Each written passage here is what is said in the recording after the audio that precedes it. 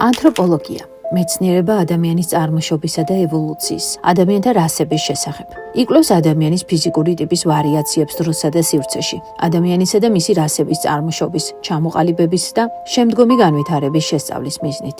ანთროპოლოგია, როგორც დამოუკიდებელი მეცნიერება, ჩამოყალიბდა მე-19 საუკუნის შუა პერიოდში. მისი დარგებია ადამიანის მორფოლოგია, სწავლება ანთროპოგენეზის შესახებ და რასადმცოდნეობა. მე-20 საუკუნის მეორე ნახევრიდან სწრაფად ვითარდება კომპლექსი დისციპლინებისა, რომელთაც აერთიანებენ საერთო სათაურით ადამიანის ბიოლოგია. იგი შეისწავლის ფიზიოლოგიურ, ბიოქიმიურ და გენეტიკურ ფაქტორებს, რომლებიც ზეგავლენას ახდენს ადამიანის ორგანიზმის აგებულების, ვარიაციებსა და განვითარებაზე. ანთროპოლოგია თავისებურად უნიკალური დარგია და სწორედ ეს არის მიზეზი იმისა, რომ იგი დამოუკიდებელ დისციპლინად ჩამოყალიბდა და უკვე 100 წელზე მეტია განსაკუთრებულ მდგომარეობას ინარჩუნებს. ანთროპოლოგიის ინტერესის სფეროს ყველა პერიოდის ადამიანები წარმოადგენენ, დაწყებული შორეული წინაპრებიდან, რომლებიც რამდენიმე მილიონი წლის წინ ცხოვრობდნენ, თანამედროვე ადამიანებამდე. მისი ინტერესის საგანი კი დედამიწის ყოველი ნაწილია, სადაც კი ადამიანს ოდესმე უცხოვრია.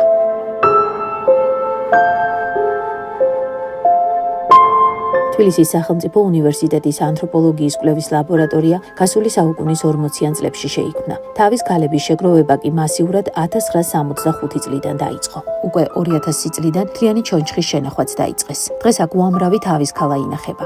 ისინი იმ ადამიანებს ეკუთვნოდა, რომლებიც საქართველოს სხვადასხვა რეგიონში, სხვადასხვა ეპოქაში ცხოვრობდნენ. აქ ისტორიები ადრე ბრინჯაოს ხანით იწყება და თანამედროვე ეპოქით სრულდება. დღეს ჩვენი მეგზური ანთროპოლოგი და ანთროპოლოგიური კვლევის ლაბორატორიის ხელმძღვანელი ლია ბითაძეა. თქვენ იმყოფებით ისტორიისა და ეთნოლოგიის ინსტიტუტის ანთროპოლოგიური კვლევის ლაბორატორიაში. ჩვენი ინსტიტუტი თბილისის სახელმწიფო უნივერსიტეტთან არის მიერთებული და უკვე მრავალი წელი აქ ვართ მაღლივში.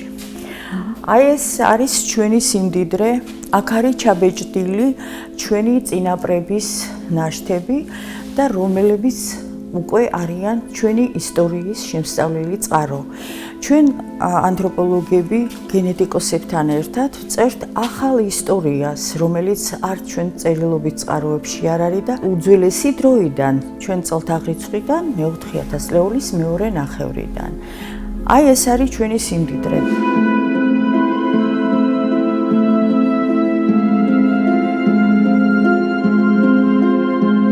ჩვენთან არის დაცული არა მარტო საქართველოდან, არამედ მცირე სერიები, ერთი ჩეჩნების სერია და 3 ინგუშების, შუა საუკუნეების, გვიან შუა საუკუნეების და აი ერთი ქალბატონის კბილიდან შავი ჭირის შტამი ამოვიდა, რომელიც ევროპისთვის იყო ასეთი უცნობი. ჩვენც ახლა თქვენთან ერთად ამ არაჩვეულებრივ სივრცეს დავათვალიერებთ და მივცემთ ტელემაყურებელს ამ ყველაფრის ხილვის შესაძლებლობას. საქართველოს ტერიტორიაზე მოპოვებული პალეოანთროპოლოგიური მასალებით ირკვევა, რომ ჩვენი ადრეული წინაპრები მოგრძო და ვიწრო თავიანები ყოფილან. თავის ქალა კი იმაზეც მოგვითხრობს, თუ როგორ იცვლებოდნენ ადამიანები საუკუნეების განმავლობაში, როგორ ცხოვრობდნენ, როგორი ტრადიციები ჰქონდათ და რა დაავადებებს ებრძოდნენ.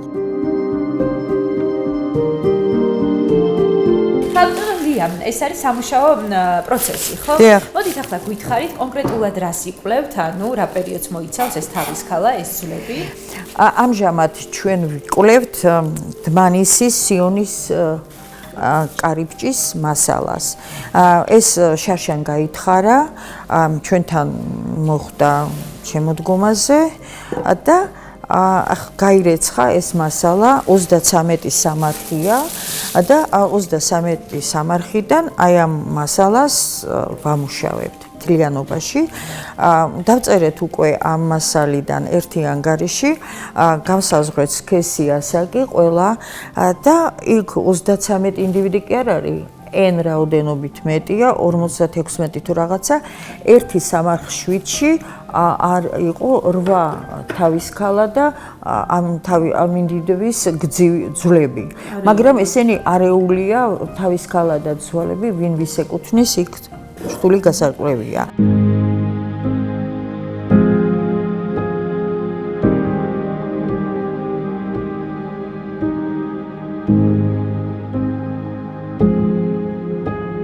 აი ეს არის ნომერის სამარხი ნომერი 6. აი ამ სამარხში აი ახლა ეს თავის ქალა მიჭირავს ხელში. აი რომ თქვენ დაგაინტერესat რომ რა არის ეს არის მეტოპიური ნაკერი, რომელიც დარჩა შუბლი რუვიბადებით არის ორ ნაწილისგან შედგება ისევე როგორც თხემი, თხემი ასე რჩება და ამის შესდა ხდება 2-დან 3 წლამდე და შეიძლება ეს ასაკი ხდება ყველა ასაკობრივ კატეგორიაში და ეს არის ისეთი ცვლილება, რომელიც ამასზე არ არის დამოკიდებული სიცოცხლის ხანგრძლივობა.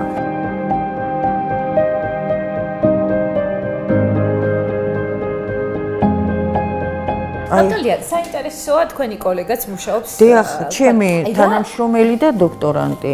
დიახ. ბატონია, რა განსაკუთრებული მნიშვნელობა აქვს, თქვა, აი მე ჩვენ ხედავთ, რომ ეხლა სიგრძე იზომება, ხო, მაგ ძვლის.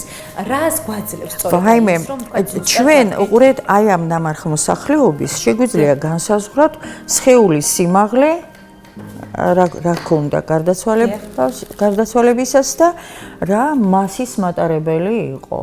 აი ამისათვის უნდა გავზომოთ რამდენიმე ამაზე ძალიან ბევრი ზომები იზომება თუ სპეციალურად იკვლევ აი ამათ ფიზიკურ განვითარებას.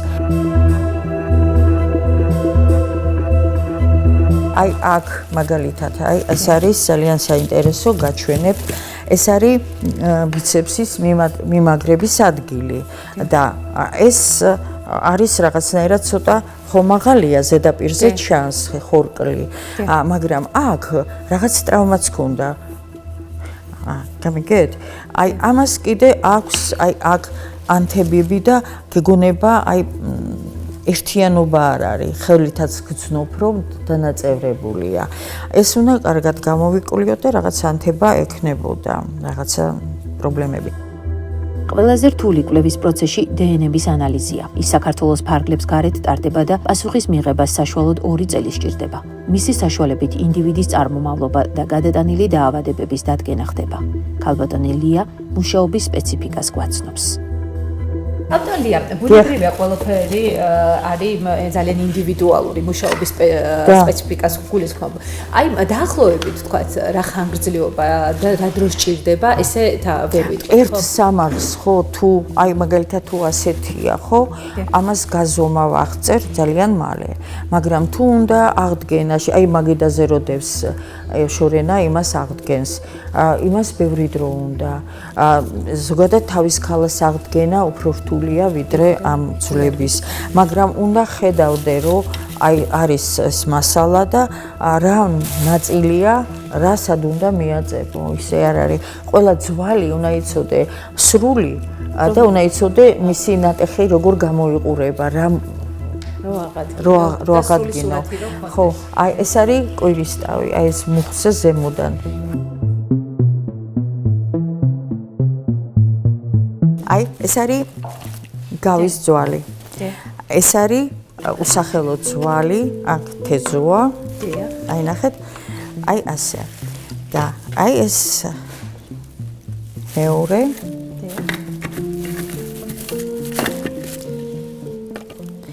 და სრული სურათის წარმოქმნა. ხო, და აი ახლა ეს რომ შეაერთებს შორენა, ახლა და აი ნახეთ ეს კუთხე. აი რომ დახედავთ ზემოდან და აი ეს კუთხე არ არის 90 გრადუსი, ეს მასიურია და ამას გაზომავ, ეს არის ტაბუხის ბუდე და აქ შედის, ეს არის მარჯვენა მხარე რომ მოვატრიალებ და აი ეს აქ უნდა შევიდეს, აი ნახეთ. და მერე კიდე დაბლა. ხო, და რომ როდესაც არეულია, როგორც აიღე ბერთა საყდრისში. იქ შეიძლება ასე ეძებო, ძალიან ბევრი დრო უნდა გაშალო, მაგრამ აი მალები აქ არა გვაქვს ნეკნები რაღაცა. ზედა სარტყელს ქმნის ლავიწის ძვალი, ბეჭის ძვალი და მხარი. აი ეს ძალიან მნიშვნელოვანია, ამით შეგვიძლია სქესიც განსაზღვროთ დაახლოებით. ეს არის მკერდის ძვალი, ეს არის მკერდის ტარი, სხეული და კუდი.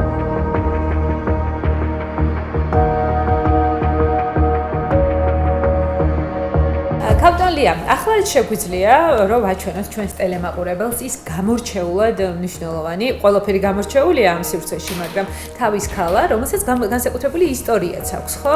ის უჩვეულოა თავის ქალა. ისტორია ის არის, რომ ჯერ ეს ერთი მტკვარ-არაქსის მასალა დასავლეთ საქართველოდან არა გვაქვს, ერთადერთი გამონაკლისი არის ჭიათურა და ის თავის ქალა არის მართლა უნიკალური იმ თვალსაზრისით, რომ აი ნახეთ, მას აქვს აი თავის ქალას დეფორმაცია, ანომალია და მას აქვს შეზდილი პრაქტიკულად ნაკერები, კეფის და საგიტალური, ანუ ისრისებრი და ის არის ასაკოვანი ადამიანი, მაგრამ ძალიან მეტყველი სახე აქვს იმ თვალსაზრისით, რომ მკაფიოდ ჩამოყალიბებული და აი წინ მაღალი უნაგირი და წინ წამოწეული ცხვირი.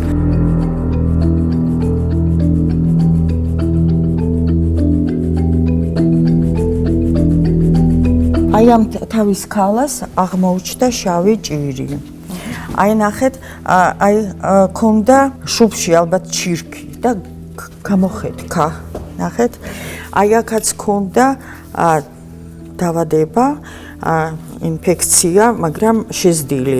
ტრეპანაცია არ ქონია, მაგრამ აი შეზდილი აქვს. ტრეპანაციის დროს ასეთი შეზდა არ ხდება.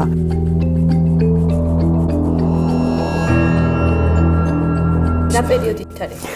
ეს არის მე-17 საუკუნე, მე-18-ში გადადის. და სად არის აღმოჩენილი? ეს არის სოფელი მაისტი ჩეჩნეთში. ჩვენთან ყველაზე ძველი ადრეული ტრეპანაცია არის მე-9 საუკუნე ჩვენ წელთაღრიცხვამდე. ახლა მინდა სპეციალურად გაჩვენოთ დეფორმირებული თავის ქალები, რომელზეც ჩვენთან დოქტორანტი ნინო თავარდქილაძე აკეთებს დისერტაციას, ოქტომბერში უნდა დაიცვას.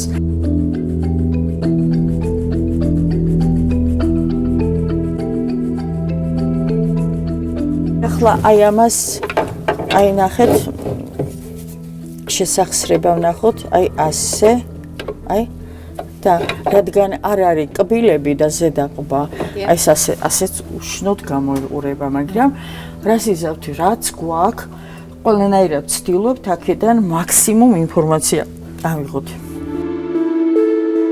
წლების განმავლობაში სხვადასხვა დროს, სხვადასხვა ადგილზე უამრავი სამარხში პოპოვებული მასალა იკვლია. მათ შორის 2011 წლის ივნისში სამთავროს წმინდა ნინოს დედათა მონასტრის მაცხოვრის ფერისცვალების ტაძრის დასავლეთ ფასადის მიმდებარე ტერიტორია. გათხრების შედეგად გამოვლინდა 4 სხვადასხვა პერიოდის კულტურული ფენა, სამეურნეო დანიშნულების ნაგებობებით, სამარხებით და მე-19 საუკუნით დათარიღებული აკლდამა, რომელიც თავისი საინტერესო მონაცემებით კომპლექსური კვლევის საგანი გახდა. მათ შორის იმუშავა ბაგრატის ტაძარში აღმოჩენილი მდიდარი ქალბატონის სამარხის კომპლექსურ კვლევაზე. ანთროპოლოგია თავის კლასიკური მეთოდებთან ერთად, რომელიც არის სახის გაზომვა, აღწერა, აღწერილობითი და რაოდენობრივი ნიშნები, ისე როგორც სხვა სისტემებში, აი თავის ქალაზეც იგივეა.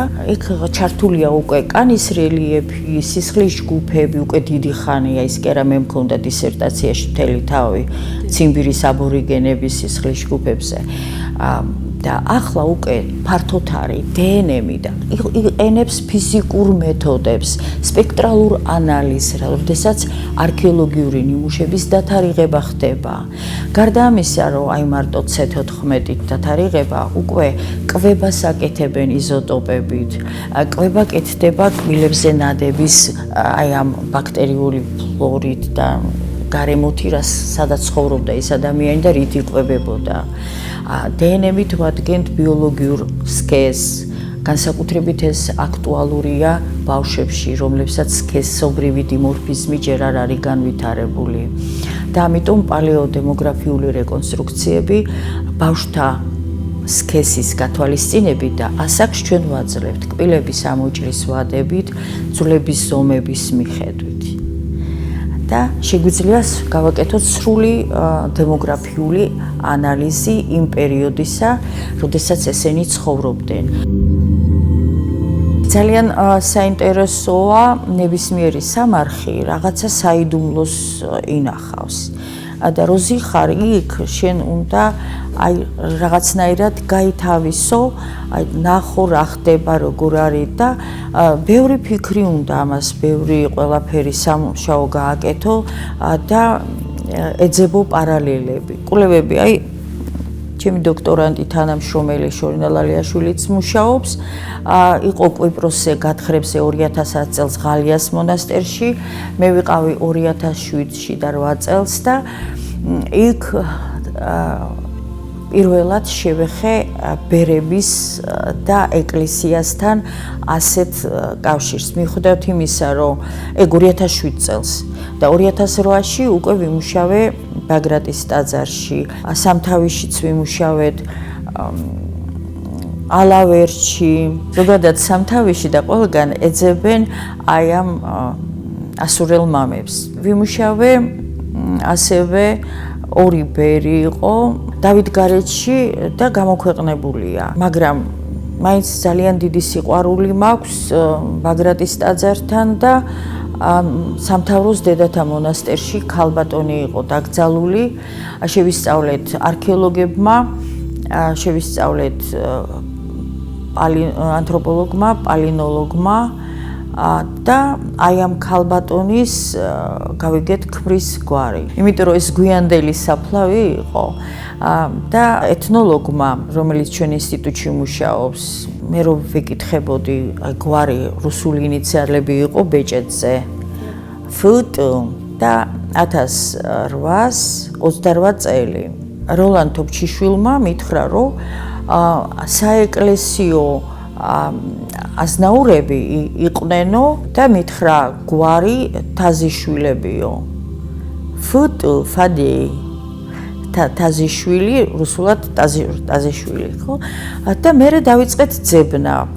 არქივებში არსად არაფერი არ იყო და სამთავროს თვითონ დედათა მონასტერში თავისი არქივი რუსებმა წაიღეს. და მე ვნახეთ 1850 წელს თავად აზნაურთა საოჯახო სიებში მოვძებნეთ. ესე იგი, ესენი ამ დროს ცოცხლები იყვნენ და იმ სიაში იყვნენ. და მე იქიდან ეს სიები მოხვდა გიორგევსკი ტრაქტატში, ვინც ხელი მოაწერეს. ესე იგი, ისინი კიდე ხანგრძლივად ცხოვრობდნენ.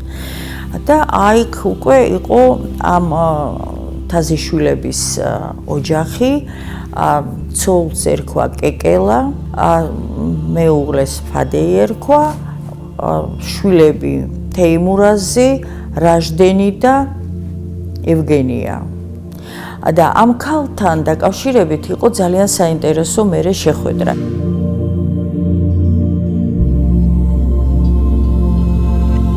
ყველა თაზიშვილები მეძებდნენ და მერე ერთმა ოჯახმა მომაგნო და მე ტექსტში ვწერ, რომ ამ ქალს რაღაცა იერში აქვს სლავური.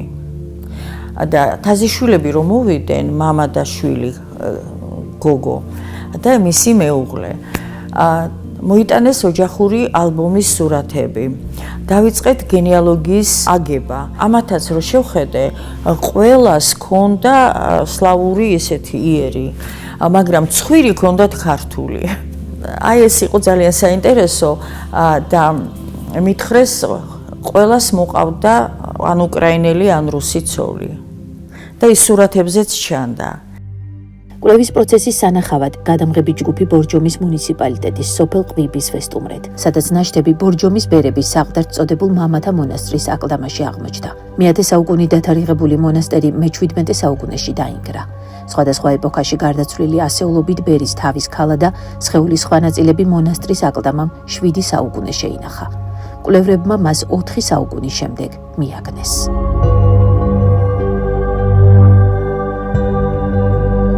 2020 წელს მამათა მონასტრის ტერიტორიაზე არქეოლოგიური სამუშაოები დაიწყო. გათხრების შედეგად მიწისქვეშ არსებული დიდი ზომის აკლდამა აღმოაჩინეს. ბერების საყდარში მოპოვებული ძლოვანი მასალის ანთროპოლოგიური კვლევა ივანე ჯავახიშვილის სახელობის ისტორიისა და ეთნოლოგიის ინსტიტუტში მიმდინარეობს. ლაბორატორიის თანამშრომლებმა ყვიბისის ტაძრის ტერიტორიიდან შესასწავლად ჯერ მხოლოდ 58 ინდივიდის ჩონჩხი აიღეს. ქართველმა ანთროპოლოგებმა კვლევაში ვენეციის კაპუსკარის უნივერსიტეტის პროფესორი ფრანჩესკა ბერტოლდი ჩართეს.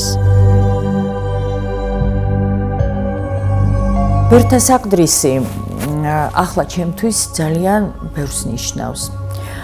იმიტომ რომ გავიცანი მამა ანდრია და შესანიშნავი დედაები, რომლებიც იქ არიან და ისინი იმ დღეს, როცა მე მქონდა ძალიან მძიმე პერიოდი, 2020 წლის ბარბარობა დღეს, როდესაც მე 5 საათი მიკეთებდნენ ოპერაციას, ისინი ჩემზე ლოცულობდნენ. და მამა ანდრია თulis რომ ამ თავის ქალებმა პირველი საოცრება გააკეთეს, რომ თქვენ გადარჩით. ეს მამა ანდრიას სიტყვებია. ბერთა საყდრისი რომ შევედი იმ ძვალსაცავში, ძალიან ცუდი ჩასასვლელი იყო. საინტერესო იყო ის, რომ იქ წყალი ჟონავდა და ყველა ძვალი სველი იყო. და სპეციფიკა კრიპტის, ანუ საძვალის არის ასეთი. თაროებია, რომელზეც დებენ გარდაცვლილს და მე ის რომ ძვლები დარჩება მარტო დაბლაყრიან და იქ ანთროპოლოგიური კვლევა ძალიან რთულია, იმიტომ რომ ყველა ძვალი ყველაფერი არეულია და საბედნიეროდ იყო დარჩენილი ამ თაროებზე რაღაცა რაოდენობა ჩონჩხის. ავარჩიე 3, რომელსაც ერთი სრულად იყო, ყველა ძვალის თანმიმდევრობა დაცული იყო, 2, რომელსაც ერთი მხარე ჰქონდა სრული. მაგრამ მთლიანად თავი, ხერხემალი და მენჯი და მარცხენა კიდურები, ზედა და ქვედა. და მეორე მხარე არ ჰქონდა, 2 ასეთია. ესენი გავზომე, შევისწავლე და გარდა ამისა, ამ მონასტერში იატაკის ქვეშ იყო სარკოფაგი და ის ინდივიდი იყო სრული, ისიც წამოვიღე. და ეს 4 გამოქვეყნებულია და დანარჩენიდან აი ახლა 2024 წელს გამოქვეყნდა ჩვენთან ჟურნალ ქრონოსში მანდედან აღებული კბილები, ვისაც ჰქონდა ძალიან ბევრ კბილები ხო არა აქ, ხო?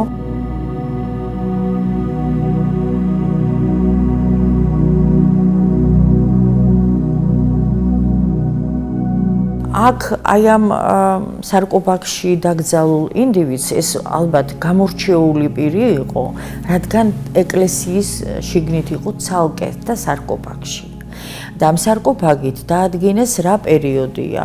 ეს არის განვითარებული შუა საუკუნეები. და აი ეს კაცი, რომელიც აი ამ სარკოფაგში იწვა, მას ჰქონდა პერიოსტიტი, ეს არის ძვლის საზარდულის ანთება, რომელიც სიცივე მიცის და ინფექციამ.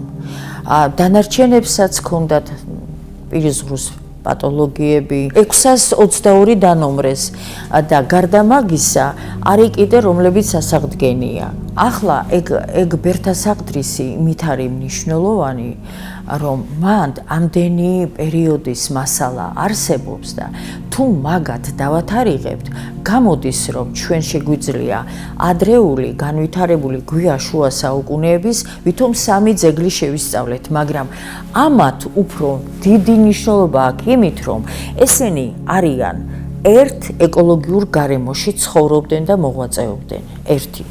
მერე არიან ერთი პროფესიის ხალხი, ერთი ტიპის კვების ტიპით და ეს უკვე აძლევს ანთროპოლოგიას შეაფასოს და თან არის განვითარებული შუა საუკუნეები, აღმავლობის პერიოდი და დაცემის. როგორ იმოქმედა სოციუმმა მათ ჯანმრთელობაზე, კვებაზე და ყველაფერზე. ბერების საღდრიდან ამოღებული ასეულობით სასულიერო პირის ჩონჩხი ახლა დროებით ბორჯომის დედათა მონასტერშია შენახული. სრული ინფორმაციისთვის ჯერ კიდევ საჭიროა სხვადასხვა სახის კვლევები, რომლებიც დაადგენს, რომელი ბერი სად დაიბადა ან რა ეკოლოგიურ პირობებში ცხოვრობდა.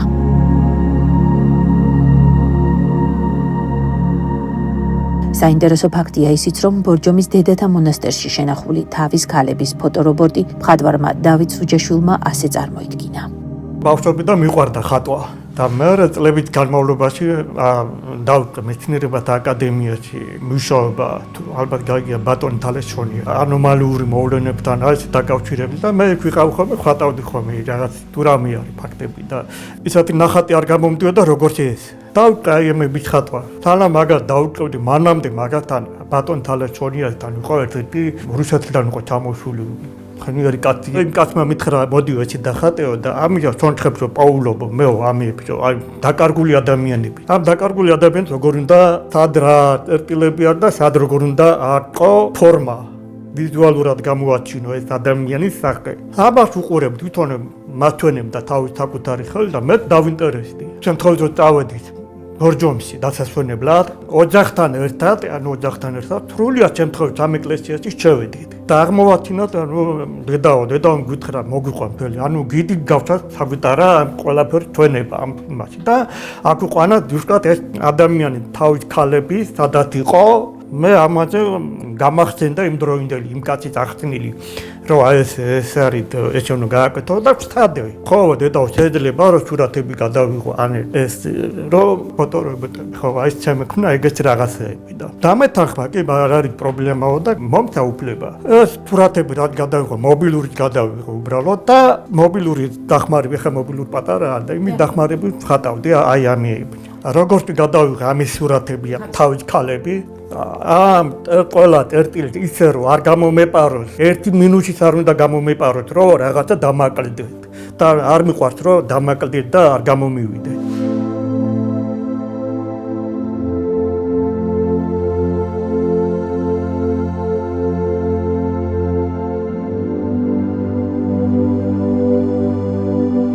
აი მარტო ნიკაპები არ ქონდა ქვევდაკაბები არ იყო ვიყვა აქ ზომის მიხედვით თავისი ზომა აქვს ყველა ადამიანი აი აქედან აი ჩუბლი თვალი ერთი ნაირი ზომის უნდა იყოს პირი აი მიზანი კონკრეტ თვალი ფოსოი მარტო აი გარცემო და ყბასთან მიერთი ყველა ერთნაირი ზომა აქვს თალკე ყბა როა იყო თალკე ყბა მარტო ყბიდან ეგაც არის მნიშვნელობა არის დედრობითი და არის გამრებითი რა როგორი ადამიანის კონკრეტ ქალები განსხვავდება წმინდანებისა და არაწმინდანების თორით. წმინდანების ასე ვთქვათ, მე მინახია სურათებში ავადმყოფი ადამიანებისა და თავის ქალები, ავადმყოფი ადამიანის ქალები და ზაფხული ადამიანის და უფრო ავადმყოფი სხვა ფერი აქვს და აქ მრავალ წერტილოვანი, ანუ დვალს აქვს ნახრეტები. დამხოების არ ჯერა, თუმცა თავადაც ბებია იტალიელი ხავდა. ახლა იტალიელი მეცნიერების კვლევის დასრულებას დიდი მოლოდინი თელის.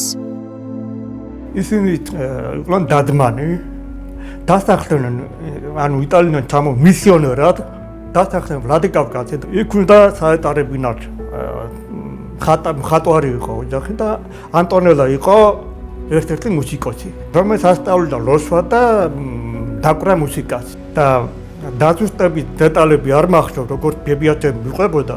ეს წენი წამოვიდნენ საქართველოს გზის სამხედრო გზის და რასენ ვლადიკავკაზიდან, ანუ პირდაპირ წასულა თურქეთში და დაეკვეთა თურქეთის გზის იტალიაში ვერ გადაკვეთეს, იმიტომ რომ დიდი თოვლიანობა იყო და საკუთარ დას ვერ დაიყვანდა.